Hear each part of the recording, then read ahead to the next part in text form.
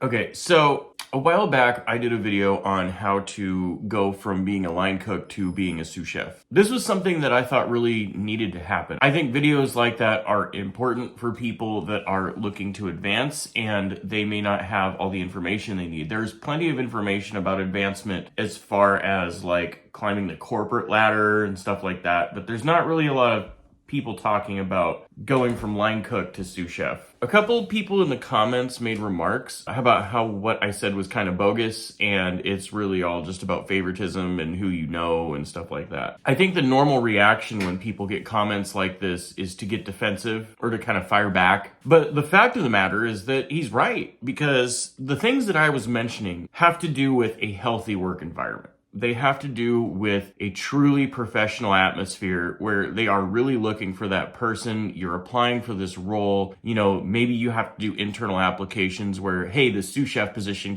became available. You can go fill out this application. Because depending on where you work, a lot of times you have to apply even if you're already working there. It's an internal application process. So you apply for it and then you talk to a recruiter and you do all the same stuff. That's one side of it. The criteria that I listed in that video was the criteria that I was looking for in a sous chef. That is the criteria. Hi, Remy.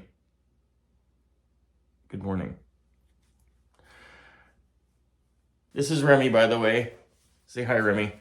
In a lot of other work environments, the problem that we run into is an issue that's just, frankly, favoritism, and it fucking sucks. And it is everywhere. Even in the most organized of corporate places, favoritism is everywhere. A lot of what you end up with when I covered the toxicity video, when I talked about a toxic workplace, favoritism is a symptom of a toxic workplace.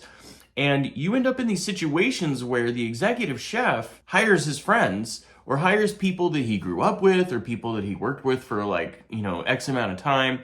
And the logic to this is that you need somebody by your side that has been in the shit with you. So you are looking for people that you know that you can trust and that you can rely on. There's that side of things, right? And then there's the other side of things where it's like, well, I've known them for a really long time.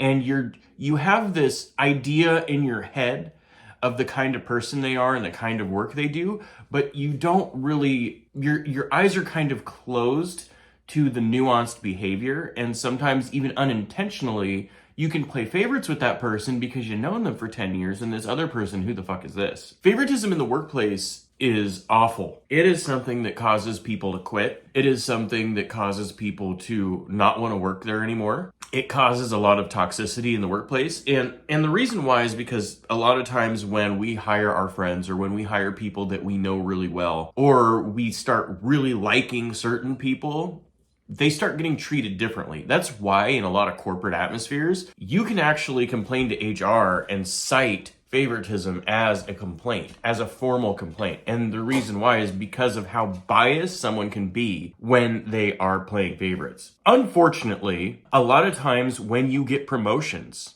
and I promised in the comments that I would talk about this, there are corporations, there are companies, restaurants, whatever you want to call it, that it isn't about how good you do, it's about who you know. You end up in these situations where you don't even know it, but you don't even have a chance with your resume, because the only reason they posted that job is because they were talking to their buddy and they were like, yeah, man, so here's the deal. So I've got this sous chef position available, right? And so I'm going to put this application up and I want you to go apply for this. That's why when you see these applications show up either on Seasoned or Indeed or whatever, it's nothing against the hiring companies, right? It's nothing against these websites. You see these postings and you're like, man, I got 15 years of experience. I have everything memorized. I graduated from, culinary school in France. I have more experience than Anthony Bourdain. Like, I'm a genius, dude. I'm so good at this. You may actually be that good, but the only reason they posted that job is because they're waiting for their fucking bar buddy to go apply for that. And their bar buddy fucking sucks. And you can't, what do you do about it? As long as they are following all the rules, regulations, guidelines, or whatever set forth either by legal standards or by the restaurant, you're fucked, dude. Like, you're not getting that job. And is one of the most unfortunate things. This channel has always been about no BS and telling it like it is, and this is a sad truth. Not even just about restaurants, but about the corporate world in general. And the good news about this, though, is if you don't end up with one of those jobs because of something like this, 9 out of 10 times, that place is extremely toxic, and you're better off not having worked there. It's kind of like, you know, you missed that, or you dodged a bullet, so to speak, you know. There's another side to favoritism, too. There's not just missing out on job opportunities.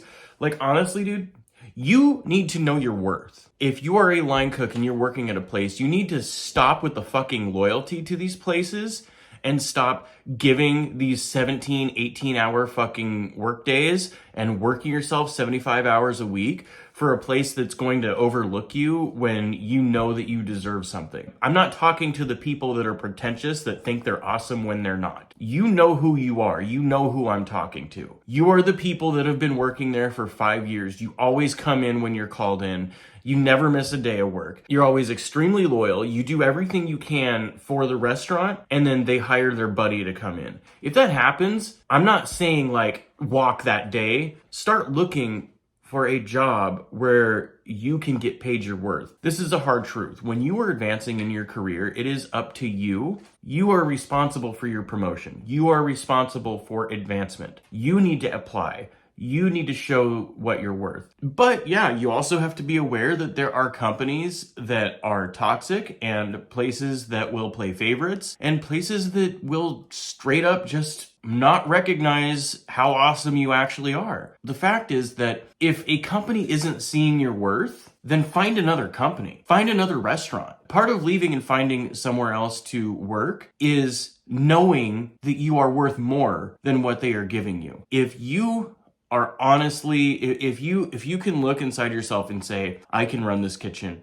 I can do this, I can bust my ass, I know that I know I got this, I can build inventory, I know how to do orders, I know how to do schedules, I know how to run this fucking kitchen, I'm always the one with a level head. If you meet all that criteria and they are unwilling to put you in that position when it becomes available, and they hire some fucking schmuck that because they've known each other since high school and the guy's fucking idiot and he's incompetent, have some self-respect and go find a job where they will respect the fact that you have all this experience and you have the stuff that you're willing to offer. Sometimes some of this isn't about experience and it's about knowing your self-worth and having some self-respect. I also wanted to give a huge shout out to everybody and say thank you so much for all of the support that you guys have shown me. I am now being reviewed for monetization, and that is a huge deal. And I am tremendously grateful for every single sub, every single viewer, every single comment, like, follow, whatever that I've ever gotten. So due to hitting the 1,000 sub mark, I took 15% off everything in the store for a full week. I'm going to leave the link to the store down in the description and in the pinned comment, so you can check that out if you want. If you are new to the industry and you are looking to advance your career as a line cook or a chef, you can start by subscribing to the channel. I've got 115 videos up right now, and I'm just adding to it day by day. And if you have any questions, comments, suggestions, concerns, or anything like that, leave a comment. I read all of the comments. I always respond to them. I appreciate all the support I have gotten over the last 2 years in growing this channel. And I just wanted you guys to know that that it's not lost on me. That I do really appreciate it. So thank you. But anyways, you guys have an awesome day and I'll see you on the next one. Peace.